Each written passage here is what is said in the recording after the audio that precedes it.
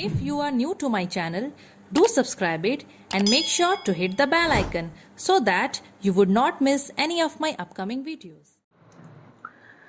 Hello dear students, welcome to the first part of refraction of light at plane surfaces. तो बच्चों ये आपका chapter number 4 है physics का। इससे पहले हम लोग chapter number 1, 2 and 3 already complete कर चुके हैं। अगर आप अभी तक नहीं देखे हो तो आप लोग ज़रूर से देखो सारे चैप्टर्स को। और मैं जितने भी चैप्टर्स का नोट्स बना रही हूँ बच्चों, और जो भी मैं आप लोगों के साथ इंपॉर्टेंट चीज़ें शेयर कर रही हूँ, वो बच्चों मैं अलग अलग बुक से कर रही हूँ। ठीक है, मेरे पास मतलब एक लिविंग साइंस का बुक है, कॉन्साइंस बुक है, और साथ ही साथ ये ओसवाल बुक भी है। ठीक है, और इस ओसवाल बुक को मैं इसलिए आपको बता रही हूँ क्योंकि इसमें इतने अच्छे क्वेश्चंस है।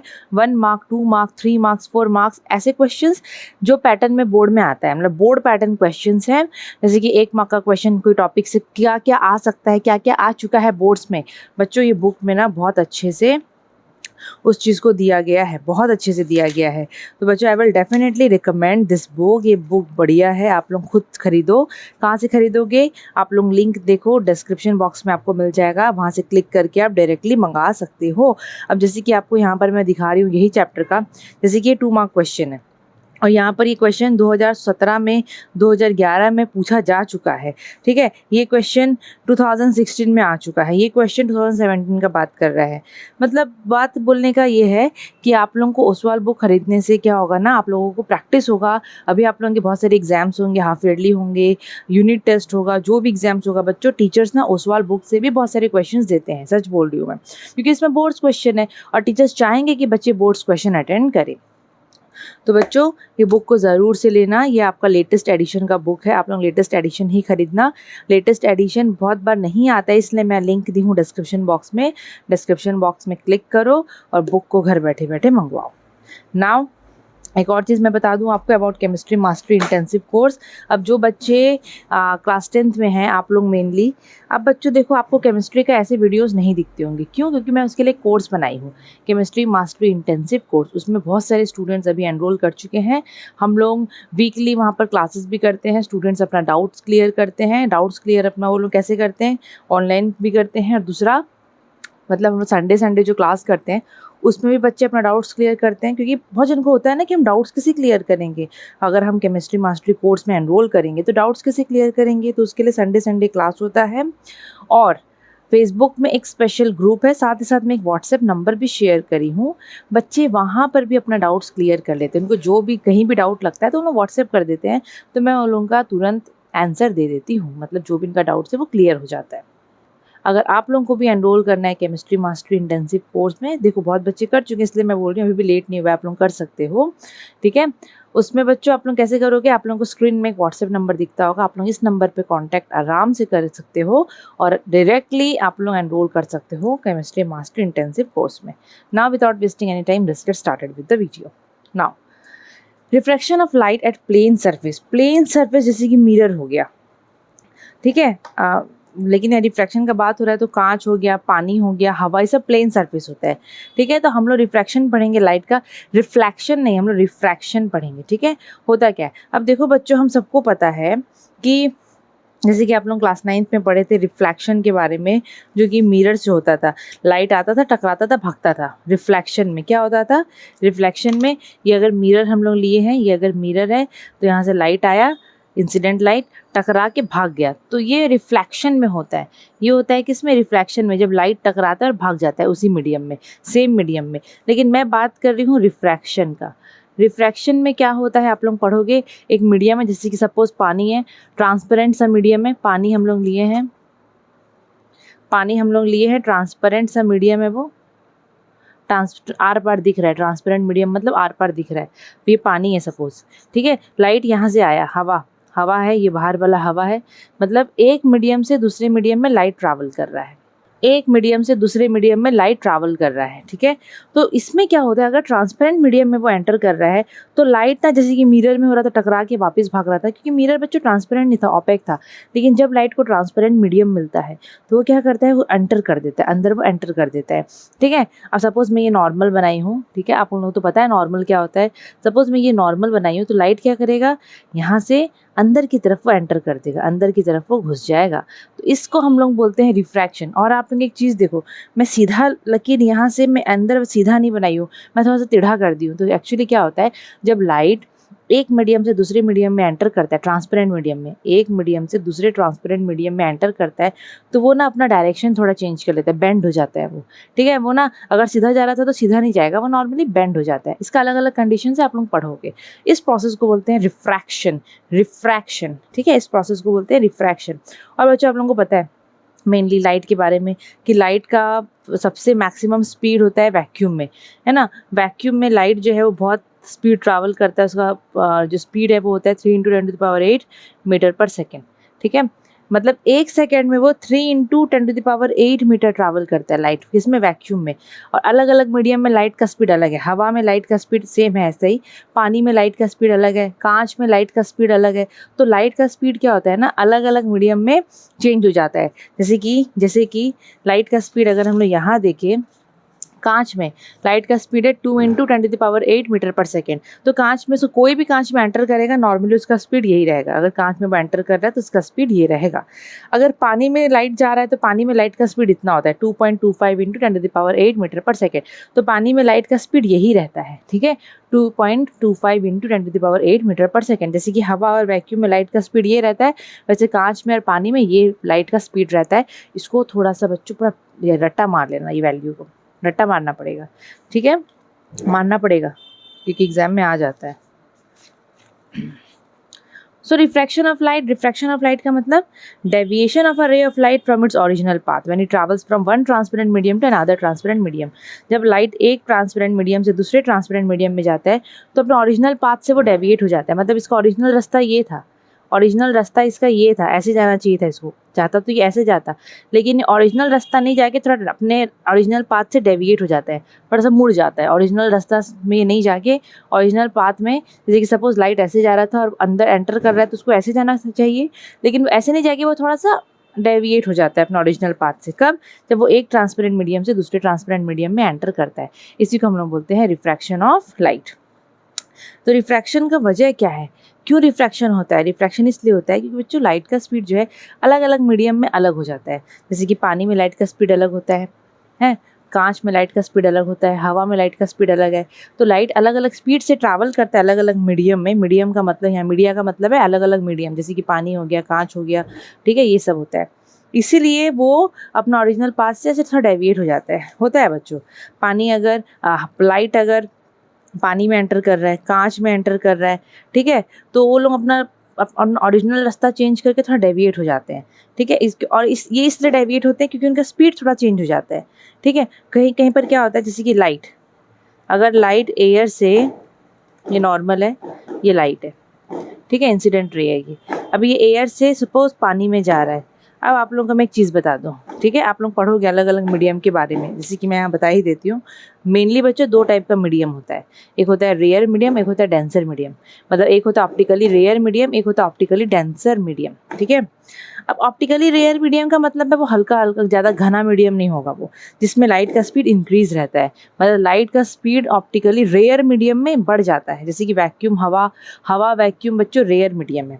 ठीक है, और डेंसर मीडियम मतलब वो इतना घना रहता है कि लाइट ज़्यादा स्पीड से जा नहीं पाता है।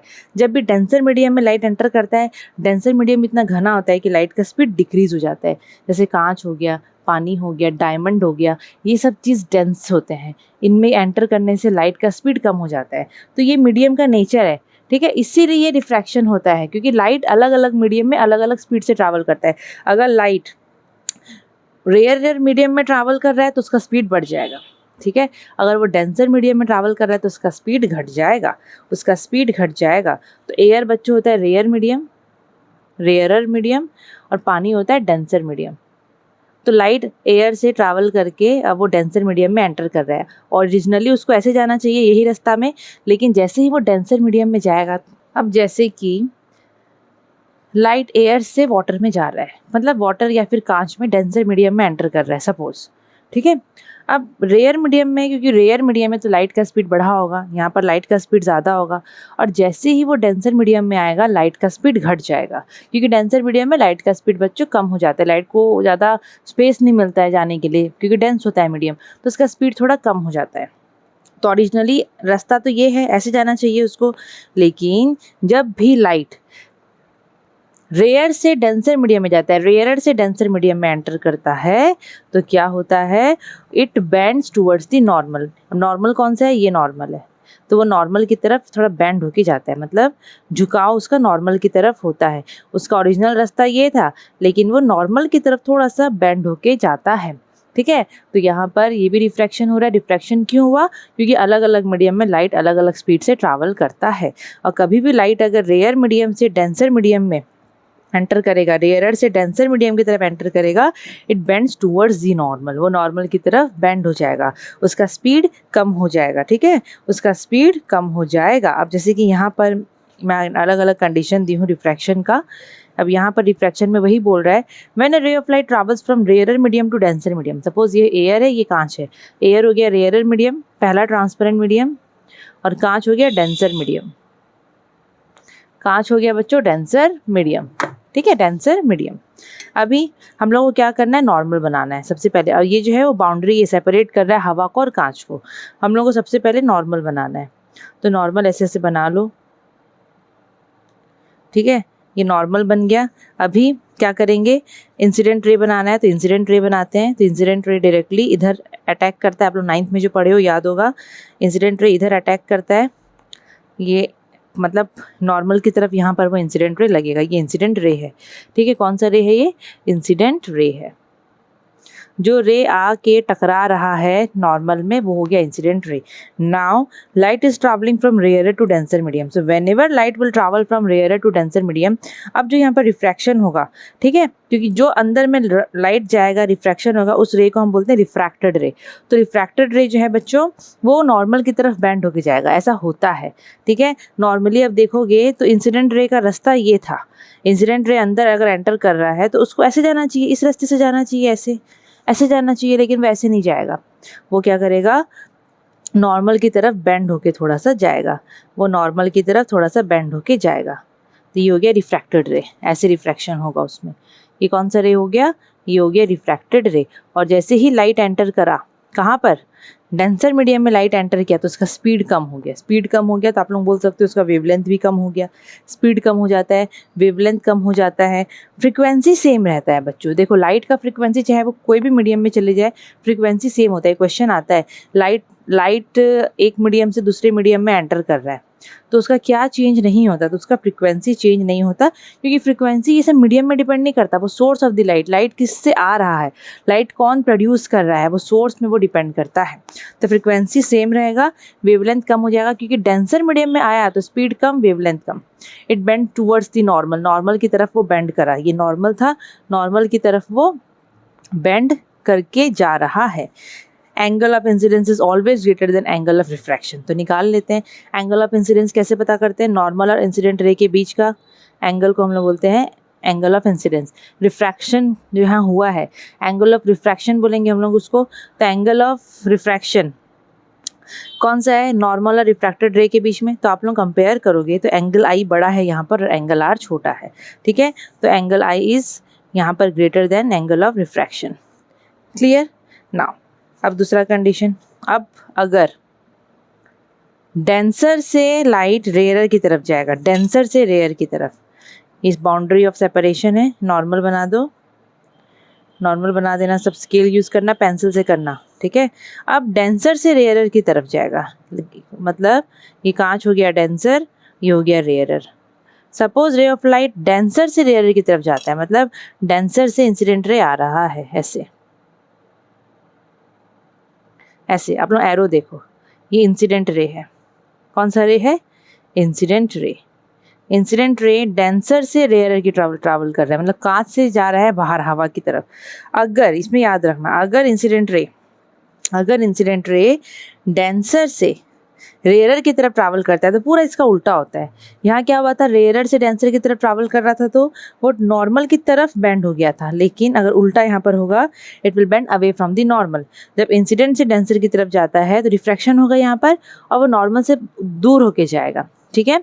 अब नॉर्मली देखोगे तो इंसिडेंट रे ऐसा था, तो रिफ्रैक्टेड रे भी ऐसे ही निकलना चाहिए उधर सीधा, लेकिन वो अपना रास्ता चेंज करेगा। तो यहाँ पर रिफ्रैक्शन हो रहा है इसलिए अपना डेविएट हो जाएगा ओरिजिनल रास्ता से और वो अवे फ्रॉम द नॉर्मल होके जाएगा, वो थोड़ा ऐसे जाएगा अवे फ्रॉम द नॉर्मल।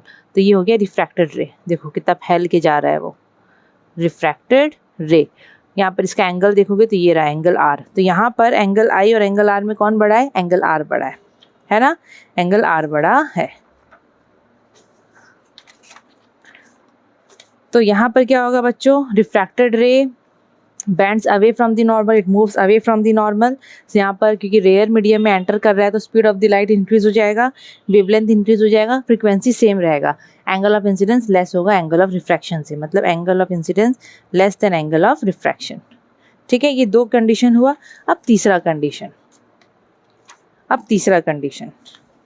तीसरा कंडीशन में बोल रहा है when a ray of light falls normally on the boundary separating the two medium. जैसे कि ये हो गया दो मीडियम है, कोई भी मीडियम हो सकता है, हवा, डेंसर, जो भी मीडियम है। सपोज ये एयर है और ये ग्लास है, कुछ भी हो सकता है, यहाँ कांच, यहाँ हवा, कुछ भी हो सकता है, ठीक है। अगर इंसिडेंट रे नॉर्मल के ऊपर ऐसे आता है, मतलब एंगल आई 0 अगर यहाँ पर है, क्योंकि इंसिडेंट रे नॉर्मल के ऊपर से ही आ रहा है, तो एंगल आई बनेगा क्या, एंगल ऑफ इंसिडेंस बनेगा, वो 0 होगा। अगर इंसिडेंट रे ऐसे आ रहा है, नॉर्मल के ऊपर गिर रहा है, when a ray of light falls normally on the boundary separating the two medium, boundary में वो नॉर्मली गिर रहा है, मतलब एंगल आई अगर नॉर्मल के ऊपर गिर रहा है तो रिफ्रैक्शन भी ऐसे इसी लाइन पे हो जाएगा सीधा। तो एंगल आई अगर 0 है तो एंगल आर भी यहाँ पर 0 होगा, सीधा ही वो निकल जाएगा। क्लियर? अभी इसको तीनों कंडीशन को याद रखना है। Now law of refraction. So law of refraction क्या बोलते हैं, जैसे आप लोग पढ़े थे लॉ ऑफ रिफ्रैक्शन 9th में, अब आप लोग पढ़ोगे law of refraction. So this refraction of light, जो रिफ्रैक्शन ऑफ लाइट हो रहा है, ये दो लॉज को फॉलो करता है, and which this laws were given by a Dutch scientist जिसका नाम था विल्ब्रॉड स्नेल ये लॉ को दिए थे, ठीक है। तो ये लॉ को ना स्नेल्स लॉ भी बोलते हैं, ठीक है। स्नेल्स लॉ बोलते हैं क्योंकि वो ये लॉ दिए थे बोल के इसका दूसरा नाम स्नेल्स लॉ भी हो सकता है। तो पहला लॉ क्या है, पहला लॉ है the incident ray, refracted ray and the normal at the point of incidence all lie in the same plane, सबका सेम प्लेन है। जैसे कि रिफ्रैक्शन हो रहा है, सपोज ये नॉर्मल है, ये इंसिडेंट रे है, ये रिफ्रैक्शन हो गया, तो यहाँ पर बोल रहा है द इंसिडेंट रे, the refracted ray and the normal at the point of incidence, ये ठीक है। इंसिडेंट रे, रिफ्रैक्टेड रे, normal at the point of incidence, ये सब एक ही प्लेन में रहते हैं, यस सेम प्लेन में, एक ही प्लेन में इनका काम हो जाता है, ये सब they lie in the one plane, एक ही प्लेन में ये लोग रहते हैं। दूसरा the ratio of the sine, इसको बहुत जन सीन भी बोलते हैं, मैं साइन बोलती हूँ बच्चों। The ratio of the sine of the angle of incidence I to the sine of angle of refraction R is constant for a pair of given media, मतलब रेशियो निकलेगा sine I by sine R.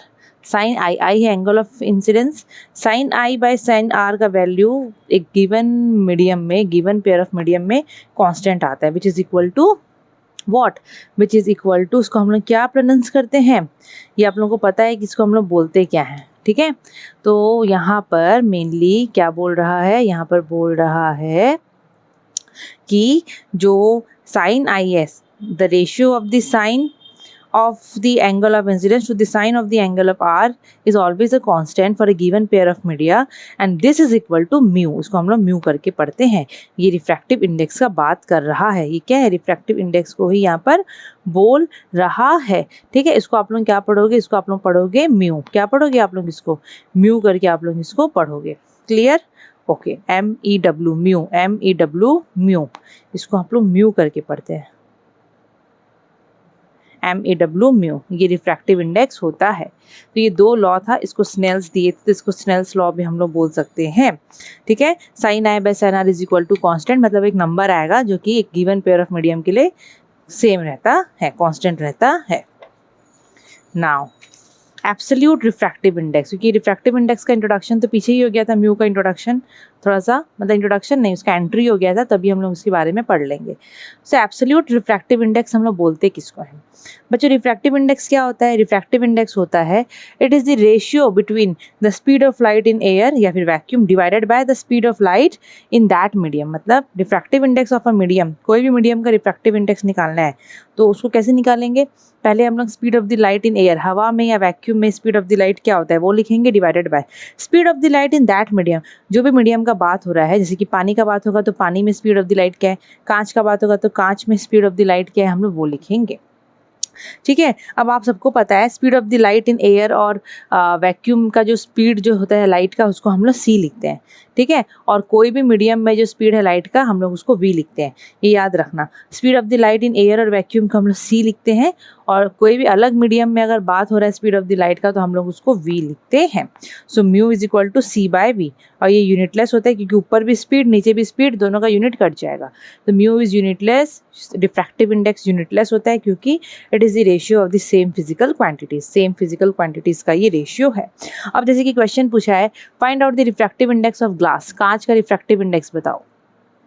तो बच्चों कांच का refractive index निकालने बोल रहा है तो mu of glass is equal to, formula क्या है, speed of the light in vacuum या एयर डिवाइडेड बाय, कांच का बोल रहा है तो नीचे कांच का स्पीड लिखेंगे, मतलब कांच में लाइट का स्पीड लिखेंगे, तो ऊपर वाला एयर या वैक्यूम में लाइट का स्पीड होता है 3 × 10⁸ मीटर पर सेकेंड, और कांच में कितना होता है हमने पीछे पढ़े थे, कांच में होता है 2 × 10⁸ मीटर पर सेकेंड।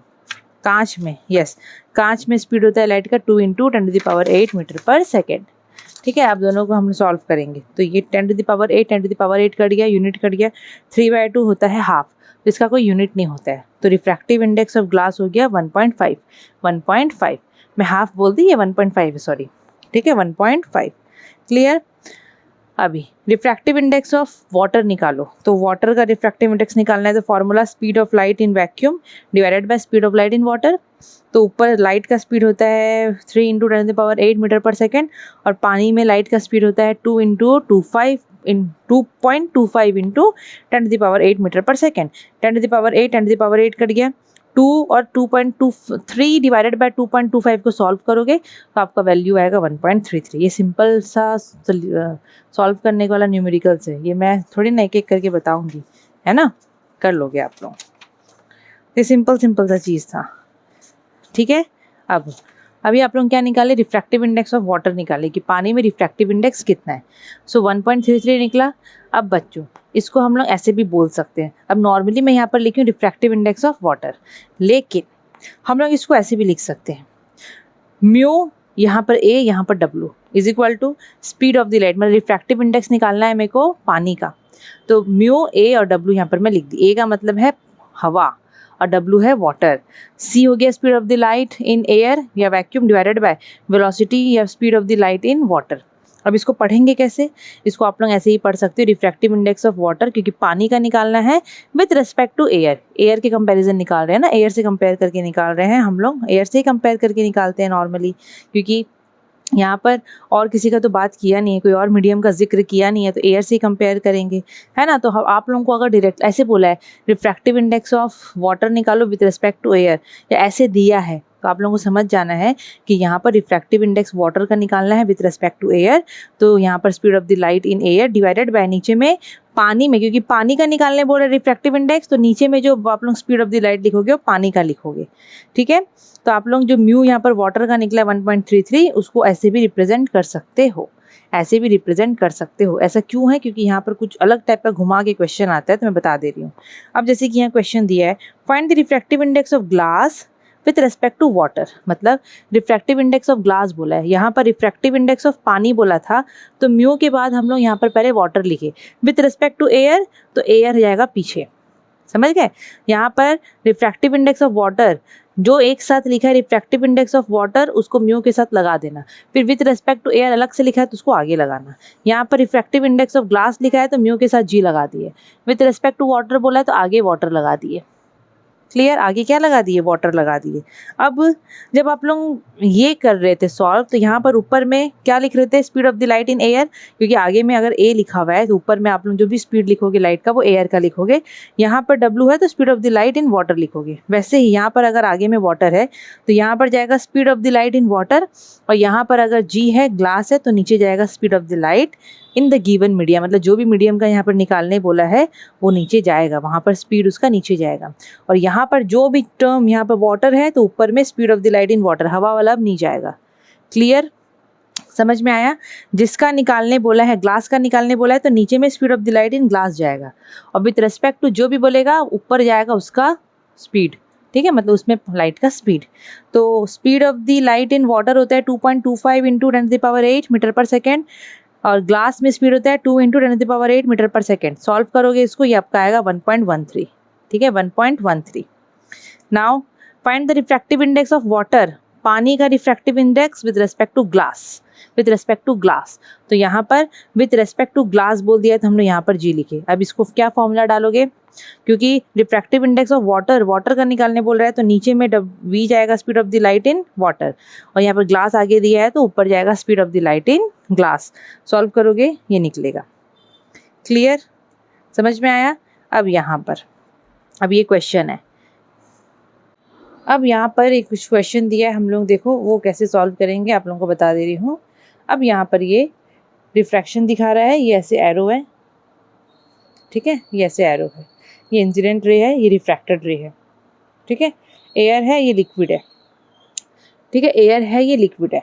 अभी यहाँ पर ये एंगल ऑफ इंसिडेंस दिया है 45, और यहाँ पर ये इधर ये एंगल दिया है 60।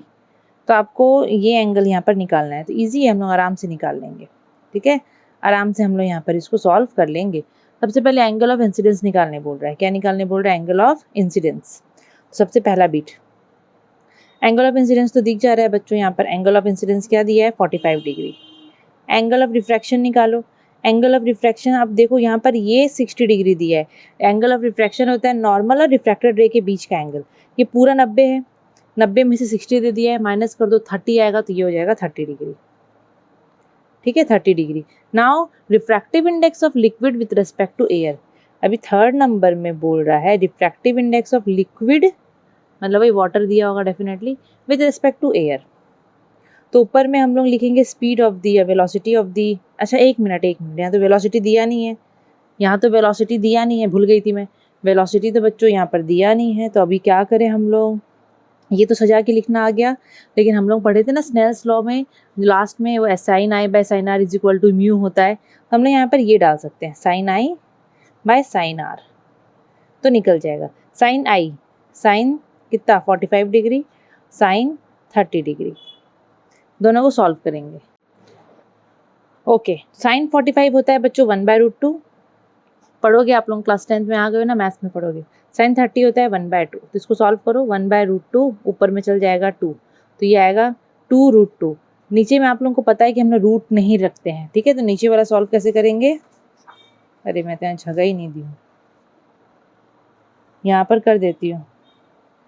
ठीक है, यहाँ कर देती हूँ, और क्या करूँ, नीचे वाला सॉल्व कैसे करेंगे हम लोग का क्या आया 2√2 आया क्या, 2/√2, यस 2/√2 आया। तो देखो म्यू ये 2/√2, कभी भी अगर आपका नीचे में √2 आता है तो रूट वाला कोई भी टर्म आता है तो उसको हटाना पड़ेगा। तो उसको कैसे हटाएंगे हम लोग, तो √2 दिया है तो आप लोग क्या करो, एक √2 नीचे इंटू करो, एक √2 ऊपर इंटू करो, ऐसे ही सॉल्व करते हैं। अगर √3 देता तो एक √3 नीचे इंटू करते, एक √3 ऊपर इंटू करते। अरे यार जाना, तो ये हो जाएगा 2√2, क्योंकि ये ऐसे ही मल्टीप्लाई होता है। मतलब आप लोग सोचोगे इसको मैं √4 लिख दूँ, तो वैसा मल्टीप्लिकेशन नहीं होता, ये रूट वाला है तो 2 लिख दो, साइड में √2 लिख दो। √2 इंटू √2 क्या होगा बच्चों 2। कोई भी दो एक जैसे रूट को इंटू करोगे तो रूट हट जाता है, खाली नंबर आता है, रूट हट जाता है और सिर्फ नंबर आता है। ठीक है, रूट हट जाएगा और नंबर आएगा, रूट हट के क्या आता है, नंबर आता है। मतलब ये √2 का स्क्वायर हो गया, √2 का क्या हो गया, ये स्क्वायर हो गया। √2 इंटू √2 तो पता है कैसे हटा, 2 है, √2 का मतलब होता है पावर हाफ, रूट का मतलब क्या होता है पावर हाफ, और ऊपर में 2 है तो 2 कट गया, 2 टू द पावर 1 आया तो आंसर 2 आएगा। अब ये 2 कट गया तो इसका आंसर आएगा √2। ये हो गया इसका आंसर। रिफ्रैक्टिव इंडेक्स हम लोग का कितना निकला, √2 हम लोग का यहाँ पर वैल्यू निकला। ठीक है, फिर √2 को आप लोग सॉल्व करके 1.4 जो भी वैल्यू आता है आप लोग यहाँ पर लिख सकते हो। इसको सॉल्व कर लेना, इसको सॉल्व कर लेना, मैं लिख देती हूँ सॉल्व इट। ठीक है, इसको सॉल्व कर लेना, समझ में आया। अब ये थोड़ा सा याद रखना आप लोग, रिफ्रैक्टिव इंडेक्स का कुछ कुछ वैल्यू है क्योंकि कोर्स में आपका है ये चीज़। अब रिफ्रैक्टिव इंडेक्स ऑफ वाटर, पानी का रिफ्रैक्टिव इंडेक्स होता है 1.33, याद रखना। ग्लास का होता है 1.5, ऑर्डिनरी ग्लास का। क्राउन ग्लास, देखो अलग अलग टाइप के ग्लास होते हैं, ठीक है। क्राउन ग्लास का होता है 1.53। डायमंड का रिफ्रैक्टिव इंडेक्स होता है 2.41, डायमंड का सबसे ज़्यादा होता है रिफ्रैक्टिव इंडेक्स 2.41। एक मिनट रुकना, ये बुक कौन साइज वाला है बच्चों, हाँ डायमंड का सबसे ज़्यादा होता है। और यहाँ पर ना दिया है आप लोगों के कोर्स में लेकिन लिमिटेड है। एक फ्लिंट ग्लास का भी याद रख लेना 1.65 होता है, ठीक है। क्राउन ग्लास का 1.53, ऑर्डिनरी ग्लास का 1.5, ऑर्डिनरी ग्लास का 1.5, क्राउन ग्लास का 1.53 और फ्लिंट ग्लास का होता है 1.65, 1.65, 1.65, ठीक है 1.65। जो फ्लिंट ग्लास होते हैं उसका रिफ्रैक्टिव इंडेक्स होता है 1.65। ये वाइवा में पूछ देते हैं टीचर्स, इसलिए मैं यहाँ पर लिख दे रही हूँ, इसको याद रख लेना। नाउ अब ये क्वेश्चन इजी है, आप लोग पढ़ चुके हो। कंडीशंस फॉर द लाइट रे,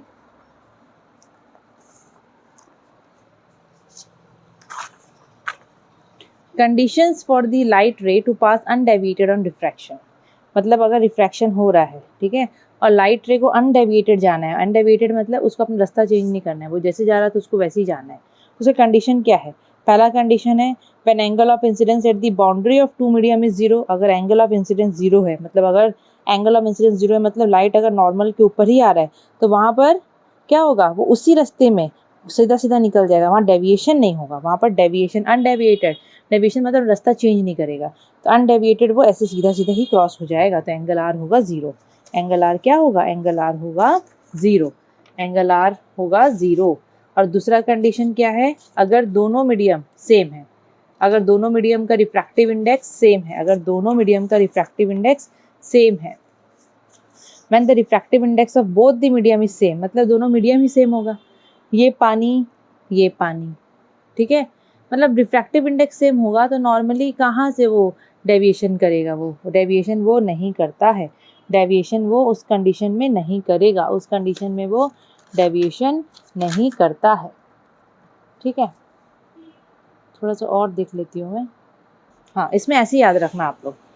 दूसरा कंडीशन जो ऐसे याद रखना कि अगर दो मीडियम का नॉर्मली, देखो नॉर्मली एक मीडियम से दूसरे मीडियम में अगर रिफ्रैक्टिव इंडेक्स सेम है तो रिफ्रैक्शन नॉर्मली बोलोगे तो कहाँ से होगा रिफ्रैक्शन, अगर दो मीडियम का, सो नॉर्मली क्या होता है, अगर रिफ्रैक्टिव इंडेक्स दो मीडियम का सेम होता है so there will be no refraction, refraction normally नहीं होता है, ठीक है। तो आप लोगों को नॉर्मली यहाँ पर यही याद रखना है कि इफ़ दो मीडियम का रिफ्रैक्टिव इंडेक्स सेम है तो उस कंडीशन में लाइट जो है वो अनडेविएटेड रहेगा। और दूसरा कंडीशन क्या बताई थी मैं, अगर एंगल आई ज़ीरो रहेगा, नॉर्मल में ही रे ऑफ लाइट आ रहा है तो वो डायरेक्टली ऐसे पास हो जाएगा, ठीक है।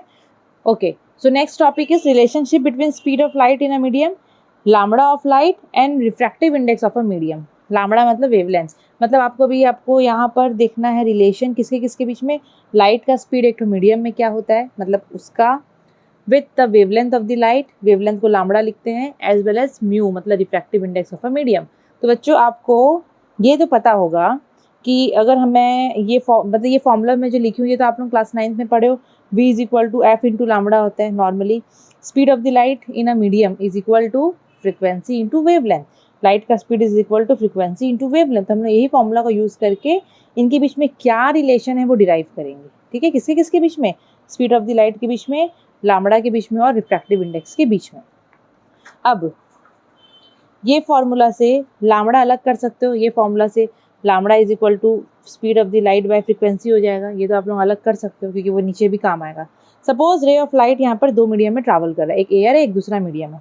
ये एयर वाले मीडियम में लाइट का फ्रीक्वेंसी है एफ, उसका वेवलेंथ है लैम्बडा, और उसका क्योंकि एयर मीडियम है तो वेलोसिटी को हम सी लेंगे, velocity of the light in air या speed of the light in air C ही लेते हैं। जब वो दूसरे मीडियम में एंटर किया तो उसका वेवलेंथ चेंज हो जाता है, क्योंकि आप लोग पढ़े हो जब लाइट एक मीडियम से दूसरे मीडियम में जाता है तो उसका वेवलेंथ चेंज हो जाता है, तो लैम्बडा से बन गया वो लैम्बडा डैश। फ्रीक्वेंसी सेम रहता है एफ एफ, और यहाँ पर एयर में उसका वेलोसिटी या स्पीड अगर c था, दूसरे मीडियम में चेंज हो जाएगा तो उसको v ले लो, क्योंकि v ही लेते हैं हम लोग, है ना। अभी जब लाइट एयर में था, when the light is in air, जब लाइट हवा में था, तो उसका लामड़ा यहाँ से अलग कर लो, उसका वेवलेंथ क्या होगा c/f। वेवलेंथ क्या होगा, यहाँ v/f निकाले थे तो v की जगह में c लिखेंगे। Speed of the light in air का बात हो रहा है, बाय फ्रिक्वेंसी, ठीक है। जब वो दूसरे मीडियम में एंटर किया तो लामड़ा चेंज हो गया, लामड़ा डैश हो गया। Speed of the light in air change हो के c से v हो गया और फ्रिक्वेंसी सेम हो गया। इक्वेशन 1 इक्वेशन 2 दोनों को डिवाइड करेंगे, so lambda by lambda dash, lambda is equal to c/f और लामड़ा डैश हो जाएगा v/f, एफ कट जाएगा तो ये आपका आएगा lambda by lambda dash is equal to क्या, c/v। अब बच्चों c/v आप लोग पढ़े हो, क्या पढ़े हो, c हो गया velocity of the light in air या vacuum divided by v velocity of the light in any medium या फिर speed of the light in any medium. क्या होता है इनका रेशियो, क्या बोलते हैं उसको, रिफ्रैक्टिव इंडेक्स बोलते हैं। तो इसके जगह पे आप लोग म्यू लिख सकते हो, so lambda by lambda dash is equal to mu. तो ये रिलेशन है मेनली आपका स्पीड ऑफ द लाइट के बीच में, स्पीड ऑफ द लाइट और आपका मेनली लामड़ा और रिफ्रैक्टिव इंडेक्स के बीच में, ठीक है, रिफ्रैक्टिव इंडेक्स के बीच में। नॉर्मली ना ये होता है, नॉर्मली यही रिलेशन होता है बच्चों, ठीक है, नॉर्मली आप लोग देखोगे यही रिलेशन होता है। एक मिनट रुकना, कुछ टॉपिक रह गया है क्या।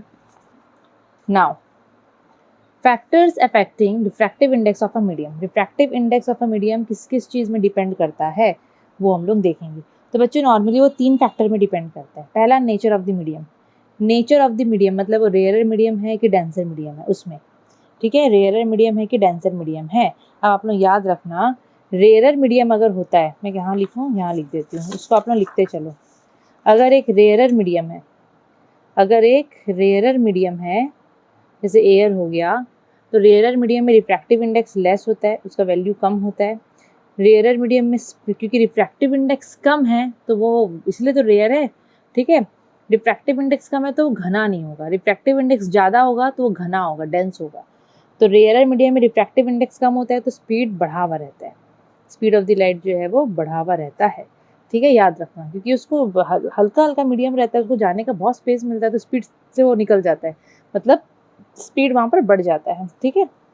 तो नेचर ऑफ द मीडियम में बोल रहा है, अगर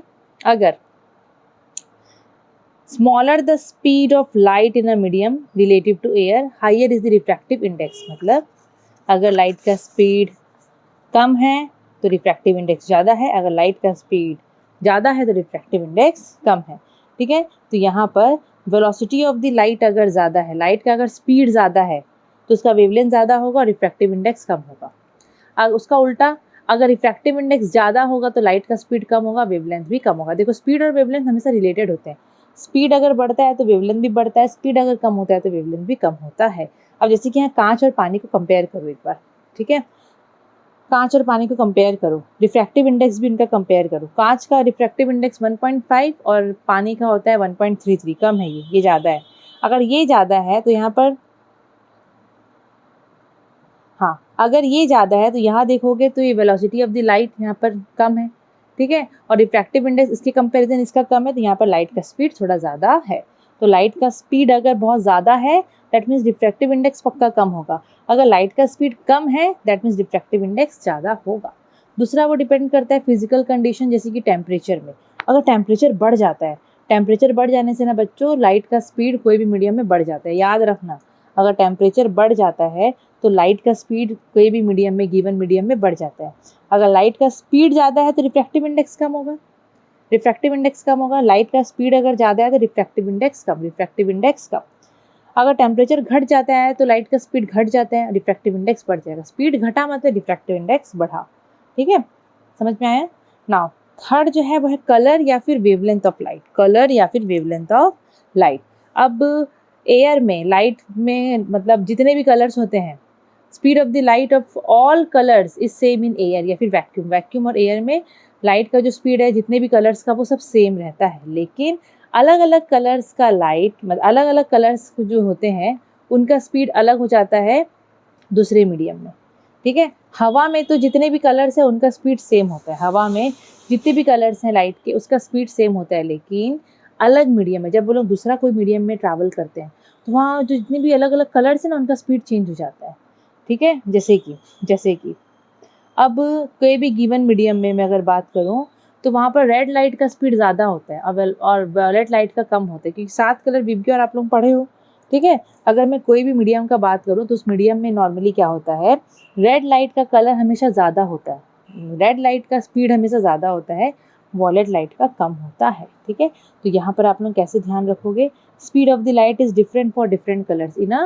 what, in a given medium. Given medium में लाइट का स्पीड जो होता है वो, मतलब दूसरा ट्रांसपेरेंट मीडियम में लाइट का स्पीड जो होता है वो डिफरेंट होता है अलग अलग कलर्स के लिए, अलग अलग कलर्स अलग अलग स्पीड के साथ ट्रैवल करते हैं। तो वेवलेंथ, कलर और वेवलेंथ का बात कर रहे हैं, अगर वेवलेंथ ज़्यादा है, मतलब अगर लाइट का स्पीड बहुत ज़्यादा है, मतलब रिफ्रैक्टिव इंडेक्स पक्का कम होगा, और अगर वेवलेंथ कम है, मतलब लाइट का स्पीड अगर बहुत ज़्यादा कम है, दैट मीन्स वहाँ पर रिफ्रैक्टिव इंडेक्स पक्का क्या होगा, रिफ्रैक्टिव इंडेक्स वहाँ पर ज़्यादा होगा, ठीक है। अगर स्पीड कम होगा तो डेफिनेटली, अगर स्पीड कम है, लाइट धीरे धीरे ट्रैवल कर रहा है, दैट मीन्स रिफ्रैक्टिव इंडेक्स ज़्यादा है। रेड लाइट का वेलोसिटी वॉयलेट लाइट के कंपैरिजन, क्योंकि दो को ही हम लोग यहाँ पर देखते हैं, रेड और वॉयलेट के कंपैरिजन याद रखना, speed of the red light हमेशा ज़्यादा होता है, मैक्सिमम होता है वॉयलेट के कंपैरिजन। रेड लाइट का स्पीड हमेशा मैक्सिमम होता है और वॉयलेट का हमेशा लीस्ट होता है। अगर इस रेड लाइट का अगर वेलोसिटी बहुत ज़्यादा है, स्पीड बहुत ज़्यादा है, तो उसका वेवलेंथ भी ज़्यादा होगा, क्योंकि वेलोसिटी और वेवलेंथ तो भाई एक जैसे ही रहते हैं, ठीक है। तो वेवलेंथ रेड लाइट का ज़्यादा है एज़ कम्पेयर टू वॉलेट। और अगर रिफ्रैक्टिव इंडेक्स का बात करूँ रेड लाइट का, क्योंकि अगर देखो ये लोगों का उल्टा रिलेशन है, ठीक है, दोनों इन्वर्सली प्रोपोर्शनल है। अगर वेवलेंथ रेड लाइट का ज़्यादा है तो उसका रिफ्रैक्टिव इंडेक्स कम होगा, ठीक है। वेवलेंथ रेड लाइट का ज़्यादा था और वॉयलेट लाइट का कम था, लेकिन रिफ्रैक्टिव इंडेक्स में उल्टा, रिफ्रैक्टिव इंडेक्स वॉयलेट का ज़्यादा है, रेड का कम है। इसको थोड़ा सा आप लोग दिमाग में बैठा लेना, दिमाग में बैठा लेना। वेवलेंथ जो होता है रेड लाइट का वो मोर होता है वॉलेट से, तो रिफ्रैक्टिव इंडेक्स जो होता है मीडियम में वो डिक्रीज होता है with the increase in wavelength, ठीक है।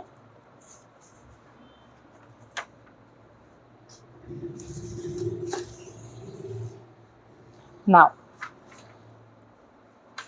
Principal of reversibility of light, light का रिवर्सिबिलिटी के बारे में हम पढ़ेंगे कि लाइट अपने रास्ता को मतलब वापस से वो कैसे रिवर्स हो जाता है लाइट, उसके बारे में हम लोग पढ़ेंगे। तो इस प्रिंसिपल के according to this principle of reversibility of light, path of the light is reversible. Ray of light अगर एक रास्ता ट्रैवल करके जाता है तो वही रास्ता से वापस आ सकता है, रिवर्सिबल होता है पाथ ऑफ द लाइट। कैसे रिवर्सिबल होगा, सपोज आपके पास एक ग्लास ब्लॉक है, ठीक है, वहाँ पर इंसिडेंट रे एंटर कर रहा है, तो यहाँ पर रिफ्रैक्शन हुआ, वहाँ से झुक के रिफ्रैक्ट किया। अगर आप लोग अगर रास्ते में एक प्लेन मिरर रख दोगे, तो प्लेन मिरर रख दिए तो रिफ्लेक्शन हो जाएगा, ठीक है। यहाँ पर ये जो रे ऑफ लाइट है वो सीधा ही ऐसे करके जा रहा था, सीधा, तो यहाँ पर वो टकराया, और वो क्योंकि प्लेन मिरर रास्ता में रख दिए तो उसी रास्ते से वो रिटर्न हो जाएगा, उसी रास्ते से वो रिटर्न हो जाएगा, उसी रास्ते से वो रिटर्न हो जाएगा, ठीक है। तो यहाँ पर रे ऑफ लाइट जब ट्रैवल कर रहा है एयर से ग्लास में, जब हवा से कांच में वो ट्रैवल कर रहा है, ए से जी में, हवा से कांच में वो ट्रैवल कर रहा है, तो sine I by sine R आप लोग लिखोगे, क्योंकि यहाँ पर एंगल ऑफ इंसिडेंस और एंगल ऑफ रिफ्रैक्शन हो गया, है ना। जब वो ग्लास से एयर में, जब वो रिवर्स होके वापस जा रहा था, कांच रख दिए, जब वो यहाँ से रिवर्स होके वापस जा रहा था, ठीक है, ग्लास से फिर जब वो एयर में जा रहा था, तो वहाँ पर भी sine I by sine R, लेकिन यहाँ पर एंगल ऑफ इंसिडेंस ये आर वाला हो गया, तो sine R by sine I, और यहाँ से रिटर्न जा रहा है तो साइन आई नीचे। अभी मल्टीप्लाई कर देंगे इक्वेशन को, तो ये वाला mu A G into mu G A is equal to sine I by sine R into sine R by sine I, दोनों कैंसिल होकर आ जाएगा 1, ठीक है। तो यहाँ पर आप लोग एक चीज़ देखो, जो रिवर्सिबिलिटी आप लोग अभी पढ़ रहे हो, रिवर्सिबिलिटी वाला बात अभी हम लोग कर रहे हैं यहाँ पर, ठीक है। रिवर्सिबिलिटी वाला बात हम लोग जो कर रहे हैं वो मतलब रिफ्रैक्टिव इंडेक्स एक मीडियम का with respect to other, refractive index of air with respect to refractive index of glass with respect to air is equal to 1 by refractive index of air with respect to glass. इसको ऐसे ही पढ़ेंगे हम लोग, मतलब ऐसे ही reciprocal एक दूसरे का, दोनों का प्रोडक्ट निकालोगे तो 1, और दोनों एक दूसरे के ऐसे उल्टा है, रेसिप्रोकल है, रेसिप्रोकल बोलो एक दूसरे के हैं, ठीक है। क्या पढ़ेंगे इसको हम लोग, refractive index of glass with respect to air is equal to 1 by refractive index of air with respect to glass. और अगर मैं यहाँ पर भी पढ़ूंगी ये, तो refractive index of air with respect to glass is equal to 1 by refractive index of glass with respect to air, ये ऐसे निकलता है बच्चों, ठीक है। अब यहाँ कुछ क्वेश्चंस है, वो क्वेश्चंस कर लेते हैं। Calculate the wavelength of light in glass if refractive index is 1.5, take wavelength of light in air is equal to 2400 angstrom. Okay, so calculate the wavelength of light in glass if refractive index is 1.5। अगर refractive index 1.5 है तो wavelength of light in glass क्या होगा? Take wavelength of light in air is equal to कितना, मतलब यहाँ पर हवा से ग्लास में लाइट जा रहा होगा, पक्का हवा से ग्लास में लाइट जा रहा है। Wavelength of the light in air, हवा में उसका वेवलेंथ दे दिया है 2400 एंगस्ट्रॉम, ठीक है। यहाँ पर 2400 एंगस्ट्रॉम उसको यहाँ पर दे दिया है, एंगस्ट्रॉम यहाँ पर दे दिया है। फिर यहाँ पर बोल रहा है calculate the light wavelength of light in glass, glass में लाइट का क्या वेवलेंथ है, क्योंकि जब यहाँ से यहाँ जाएगा तो वेवलेंथ चेंज होता है ना, तो बोल रहा है अब निकालो आप लोग इसका वेवलेंथ, किसमें, कांच में। और रिफ्रैक्टिव इंडेक्स कांच का दे दिया है 1.5, रिफ्रैक्टिव इंडेक्स दे दिया है यहाँ पर नॉर्मली कितना, 1.5। तो बच्चों आप लोग ये फॉर्मूला पढ़े होंगे, lambda by lambda dash is equal to mu. So यहाँ पर रिफ्रैक्टिव इंडेक्स दे दिया है ग्लास का 1.5, तो म्यू हम लोग के पास है 1.5। Wavelength of light in air, air में वेवलेंथ है 2400 एंगस्ट्रॉम। और हम लोग को बोला है कि wavelength of light in glass, glass में जो वेवलेंथ है लाइट का लैम्बडा डैश हम लोग को वो निकालना है, ठीक है। लैम्बडा यहाँ पर जो है वो हवा में है, हवा में मतलब लाइट का जो वेलोसिटी है, लाइट का जो वेवलेंथ है वो लैम्बडा हवा का बात कर रहा है, और लैम्बडा डैश जो है wavelength of light in glass, glass का बात कर रहा है। तो इसको सॉल्व करते हैं। इसको मैं ऐसे भी लिख सकती हूँ क्योंकि यहाँ पर एयर से ग्लास में जा रहा है, तो मैं यहाँ पर ऐसे लिख सकती हूँ क्योंकि हम लोग को नॉर्मली यहाँ पर रिफ्रैक्टिव इंडेक्स ऑफ ग्लास दिया है, तो म्यू ऑफ जी है ना, मतलब इस टाइप से mu refractive index of glass with respect to air. अब सॉल्व करते हैं। लैम्बडा की जगह पे 2400 आर्मस्ट्रॉन्ग है वो, आर्मस्ट्रॉन्ग, और ये lambda dash is equal to ये दिया है 1.5। अब यहाँ से लैम्बडा डैश निकालेंगे तो 1.5 डिवाइडेड बाय 2400 डिवाइडेड बाय 1.5। इसको सॉल्व करो। 1.5 को मैं ऐसे भी लिख सकती हूँ आराम से, कोई प्रॉब्लम नहीं है। अब ये 3 के टेबल से काट देती हूँ, 3 5 जा 15, 3 800 जा, 5 1 जा 5 2 जा, ये आएगा 1600। और क्योंकि ये हम लोग वेवलेंथ निकाल रहे हैं, इसका जो यूनिट है इसका भी हम लोग एंगस्ट्रॉम सेम यूनिट लिखेंगे, तो 1600 हम लोग का यहाँ पर हो गया आंसर, ठीक है। नेक्स्ट क्वेश्चन देखो क्या है। If refractive index of glass with respect to diamond, मतलब refractive index of glass with respect to diamond, ऐसे अगर ये दिया है 3/4, so what is the refractive index of diamond with respect to glass, मतलब what will be the refractive index of diamond with respect to glass. तो बच्चों आप लोग पढ़े हो ना, दोनों देखोगे दोनों जगह सेम मीडियम है, ग्लास डायमंड, और यहाँ पर उसका उल्टा मांगा है, उल्टा उसका मतलब इसका उल्टा हम लोग को मांगा है। आप लोग पढ़े हो इससे पहले में एक रिलेशन, अगर यहाँ पर लैम्बडा क्यों बोल रही हूँ मैं इसको, mu of refractive index of diamond with respect to glass मांगा है, तो उसको निकलेगा by using this formula 1 by refractive index of glass with respect to diamond. So ये हो जाएगा 1/3/4, उल्टा कर दो तो 4/3, और 4/3 को आप लोग चाहोगे तो सॉल्व भी कर सकते हो, ठीक है, और आपका आंसर निकल जाएगा, सिंपल। नाउ नेक्स्ट जो टॉपिक है वो है refraction of light through rectangular glass slab. Glass slab आपको दे दिया है, रेक्टेंगुलर ग्लास स्लैब, बोलेगा यहाँ पर रिफ्रैक्शन ऑफ लाइट समझाओ क्या होगा क्या नहीं होगा। हम लोगों को यहाँ पर रिफ्रैक्शन ऑफ लाइट दिखाना है थ्रू अ ग्लास स्लैब, ये आपका एक्सपेरिमेंट करवाया जाएगा, ठीक है। सबसे पहले मैं क्या करूँगी, नॉर्मल बना लूँगी, नॉर्मल सबसे पहले,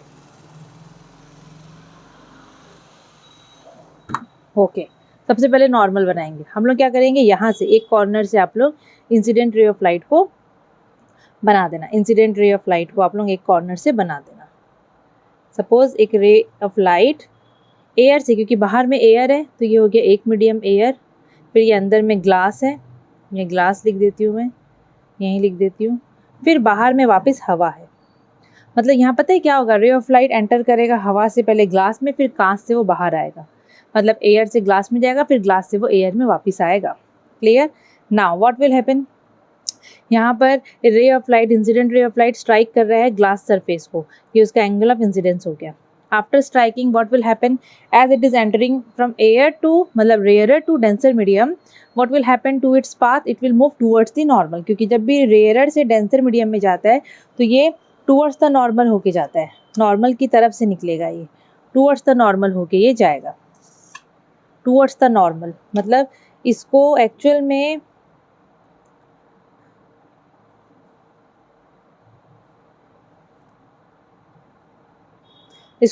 में ऐसे जाना चाहिए था, लेकिन ये ऐसे नहीं जाके ये कैसे जाएगा, ये ऐसे निकलेगा, ऐसे जाएगा, ये रिफ्रैक्टेड रे हो गया। यहाँ तो एंगल दिख नहीं रहा है बच्चों, इसका एक काम करती हूँ मैं ना, दूसरी जगह डायग्राम बनाती हूँ, क्योंकि वो थोड़ा सा बिगड़ गया मेरे से, कोई बात नहीं, हो जाता है। पहले ग्लास स्लैब बना देते हैं।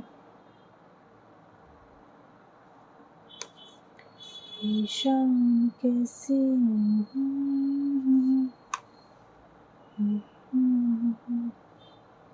ओके, नॉर्मल बना लो, ठीक है। थोड़ा सा ऐसे सुला के बनाना इंसिडेंट रे ऑफ लाइट, ठीक है, थोड़ा सा ऐसे करके नाटक करना इस टाइप से। क्लियर, ये इंसिडेंट रे ऑफ लाइट है, ये एंगल ऑफ इंसिडेंस आई बनाया। अब देखोगे तो क्योंकि यहाँ पर एयर से ग्लास में एंटर कर रहा है रे ऑफ लाइट, तो it will bend towards the normal, तो ये नॉर्मल की तरफ बेंड होके जाएगा कुछ इस टाइप से। ऐसे देखोगे तो इसका ओरिजिनल पाथ ये था, ओरिजिनल रास्ता इसका ये था, इसको ऐसे निकल जाना चाहिए था, लेकिन ये ऐसे नहीं निकलेगा, ठीक है। ये रिफ्रैक्शन ऐसे करेगा, मतलब ये हो गया रिफ्रैक्टेड रे, ये हो गया रिफ्रैक्टेड रे, और ये हो जाएगा एंगल ऑफ रिफ्रैक्शन, ये हो गया रिफ्रैक्टेड रे, क्या हो गया ये रिफ्रैक्टेड रे। अब रिफ्रैक्टेड रे में भी यहाँ पर कुछ होगा, क्या होगा, अब देखोगे तो रिफ्रैक्टेड रे अब यहाँ से वो हवा की तरफ मतलब एयर में वापस निकलेगा, तो यहाँ पर नॉर्मल बना दो, यहाँ पर नॉर्मल बना दो, ये हमने नॉर्मल बना दिए। अब एज वी नो, अगर रे ऑफ लाइट डेंसर से रेयर मीडियम में आता है, बिकॉज बाहर हवा है, क्योंकि बाहर हवा में आएगा, हवा इज़ अ रेयरर मीडियम, क्योंकि रे ऑफ लाइट डेंसर से रेयर मीडियम की तरफ आएगा, it will not move like this. इसका ओरिजिनल पाथ ये था, चाहता तो ये ऐसे निकल जाता, लेकिन नहीं, it will move away from the normal like this, it will move away from the normal. And the last रे ऑफ लाइट, लास्ट में जो रे ऑफ लाइट निकलता है फ्रॉम द ग्लास स्लैब, मतलब ऐसे घुस रहा था, सपोज कुछ दिमाग लगाओ आप लोग, रे ऑफ लाइट ऐसे ग्लास स्लैब में घुसा, लेकिन इधर से निकल रहा है ऐसे, मतलब वो चाहता तो वो ऐसे निकल सकता था, लेकिन रिफ्रैक्शन की वजह से वो यहाँ से घुसा है, लेकिन वो रे ऑफ लाइट यहाँ से निकल रहा है। बीच का अगर छोड़ दोगे तो देखो घुसा था कहाँ से, निकल रहा है कहाँ से, ठीक है। तो यहाँ पर जो लास्ट में जो रे ऑफ लाइट निकलता है उसको हम लोग बोलते हैं इमर्जेंट रे, इमर्जेंट रे। और इमर्जेंट रे आपका नॉर्मल के साथ जो एंगल बनाता है उसको बोलते हैं angle of emergence, angle of emergence, angle of emergence. तो ये हो गया आपका नॉर्मली, यहाँ पर मैं देखती हूँ मैं बनाई क्या हूँ, हाँ, तो आप लोग इसका स्क्रीनशॉट ले लेना, ठीक है। ये हो गया आपका, अगर मैं नाम दूंगी ए, और ये पॉइंट हो गया बी, ये पॉइंट हो गया सी, और ये रे हो गया यहाँ पर डी। ए बी हो गया इंसिडेंट रे, बी सी हो गया रिफ्रैक्टेड रे, सी डी हो गया इमर्जेंट रे। ये आप लोग लिखना, ए बी हो गया यहाँ पर इंसिडेंट रे, बी सी हो गया यहाँ पर रिफ्रैक्टेड रे, और लास्ट में जो सी डी है वो हो गया इमर्जेंट रे, ठीक है। ये angle I angle of incidence, ये एंगल ऑफ रिफ्रैक्शन, और ये angle of emergence, angle of emergence. Angle I को हम लोग बोलते हैं angle of incidence, angle R को एंगल ऑफ रिफ्रैक्शन, और एंगल ई जो है वो है angle of emergence, angle of emergence. Now everyone pay attention, एक चीज़ ध्यान से देखोगे आप लोग, तो ये जो इंसिडेंट रे ऑफ लाइट है, ये यहाँ पर नॉर्मली, वो छोड़ो बाद में बताऊंगी, यहाँ पर जब ये आप लोग एक्सपेरिमेंट करोगे तो आप लोग खुद देखोगे, जब क्या है ना, आप लोग हायर क्लासेस में जाओगे तो वहाँ पर मेजरमेंट एंगल का पूरा होता है, लेकिन अभी तो इतना मेजरमेंट वाला कुछ है नहीं, बस आप लोग को जानना है कि यहाँ पर क्या क्या सेम होता है। तो बच्चों यहाँ पर mainly angle I is always equal to angle E, यहाँ पर एंगल आई जितना होता है उतना ही एंगल ई होता है। मतलब जितना एंगल बना के रे ऑफ लाइट स्ट्राइक करता है ग्लास स्लैब को, उतना ही एंगल बना के वो निकलता है ग्लास स्लैब से। Angle I is equal to angle E. और जो इंसिडेंट रे है वो इमर्जेंट रे से पैरेलल है। देखो आप लोग यहाँ पर खुद आप लोग ध्यान दो, यहाँ पर ये इंसिडेंट रे है, अगर मैं इसको आगे बढ़ा दूंगी तो ये लाइन हुआ, और ये आपका इमर्जेंट रे, दोनों पैरेलल है, दोनों आगे जाके ऐसे नहीं कि टकरा जाएंगे, क्रॉस करेंगे नहीं, इंटरसेक्ट नहीं करेंगे, ये दोनों पैरेलल रे ऑफ लाइट है, दोनों पैरेलल है। और ये दोनों के बीच का जो डिस्टेंस है, इमर्जेंट रे और इंसिडेंट रे जिसको हम लोग आगे प्रोड्यूस कर रहे हैं, इन दोनों के बीच का डिस्टेंस को एक नाम दिया गया है, उसको बोलते हैं लेटरल डिस्प्लेसमेंट। जिसको ना अब मैं 8-9 का बुक बताऊं उसके हिसाब से तो उसको ऐसे स्मॉल डी करके लिखते हैं, आपके बुक में एक्स दिया है, कुछ भी कर सकते हो। Lateral displacement, it is the distance, perpendicular distance between emergent रे and the produced incident ray. ये प्रोड्यूस्ड इंसिडेंट रे है, क्या है, प्रोड्यूस्ड इंसिडेंट रे है, ठीक है, clear. Now thickness, factors affecting lateral displacement. अब ये लेटरल डिस्प्लेसमेंट किस किस चीज़ में डिपेंड करता है, तो बच्चों सबसे पहला thickness of glass slab. Glass slab जितना थिक होगा उतना ज़्यादा लेटरल डिस्प्लेसमेंट आएगा। मतलब ये आपका ग्लास स्लैब जितना मोटा होगा, थिक होगा, उतना ज़्यादा ये डिस्टेंस आ जाएगा। मतलब इमर्जेंट रे और लेटरल, ये जो प्रोड्यूस्ड इंसिडेंट रे है उसके बीच में उतना ही ज़्यादा डिस्टेंस आएगा। तो सिंपल सा ये एक तो फैक्टर हुआ। दूसरा angle of incidence, angle of incidence जितना ज़्यादा उतना ज़्यादा लेटरल डिस्प्लेसमेंट। तो एंगल ऑफ इंसिडेंस जितना ज़्यादा रहेगा लेटरल डिस्प्लेसमेंट उतना ज़्यादा रहेगा। एंगल ऑफ इंसिडेंस अगर कम रहेगा तो लेटरल डिस्प्लेसमेंट भी कम आएगा। फिर refractive index of glass, refractive index कांच का जितना ज़्यादा रहेगा लेटरल डिस्प्लेसमेंट भी उतना ज़्यादा रहेगा। रिफ्रैक्टिव इंडेक्स कांच का कम है तो लेटरल डिस्प्लेसमेंट भी कम रहेगा, ठीक है। और यहाँ पर बात कर रहा है दो कलर का, वॉयलेट और रेड का, दोनों में किसका लेटरल डिस्प्लेसमेंट ज़्यादा रहेगा, किसका कम रहेगा। तो बच्चों रेड कलर के लिए रिफ्रैक्टिव इंडेक्स कम होता है, ठीक है, और रिफ्रैक्टिव इंडेक्स और लेटरल डिस्प्लेसमेंट डायरेक्टली प्रोपोर्शनल है। और वॉयलेट कलर के लिए रिफ्रैक्टिव इंडेक्स ज़्यादा होता है। अगर रिफ्रैक्टिव इंडेक्स वॉयलेट कलर के लिए ज़्यादा होता है तो लेटरल डिस्प्लेसमेंट भी वॉयलेट कलर के लिए ज़्यादा होगा, है कि नहीं, होगा ना, ओके। तो यहाँ पर एक कंक्लूजन दिया है, टेम्परेचर को भी इंक्लूड कर दिया है, चलो कोई बात नहीं। तो यहाँ पर ये बच्चों कंक्लूजन दिया है, टेम्परेचर को भी इंक्लूड कर दिया है, चलो कोई बात नहीं।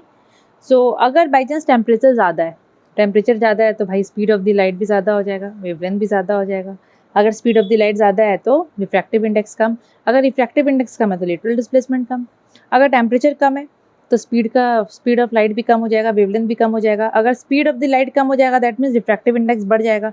अगर रिफ्रैक्टिव इंडेक्स बढ़ेगा तो वो लेटरल डिस्प्लेसमेंट से डायरेक्टली प्रोपोर्शनल है तो लेटरल डिस्प्लेसमेंट भी बढ़ेगा। तो आपका ये हो गया फर्स्ट पार्ट में आप लोग ग्लास स्लैब तक पढ़े हो। नेक्स्ट पार्ट में आप लोग पढ़ोगे refraction of light through a prism से कैसे रिफ्रैक्शन होता है, ये आप लोग ऑलरेडी 8 से पढ़ते आ रहे हो, 8 में आप लोग पढ़े हो इसके बारे में। ऐसा नहीं है कि आप लोगों के लिए न्यू टॉपिक है, आप लोगों को थोड़ा बहुत आता होगा, ठीक है। तो नेक्स्ट पार्ट में हम लोग refraction of light through a prism से पढ़ेंगे। तो आज हम लोग फर्स्ट पार्ट कंप्लीट कर लिए हैं। फर्स्ट पार्ट में हम लोग शुरू से कहाँ तक करे हैं, ग्लास स्लैब तक करे हैं। बच्चों वीडियो अच्छा लगे तो लाइक शेयर सब्सक्राइब ज़रूर से करना। Thank you.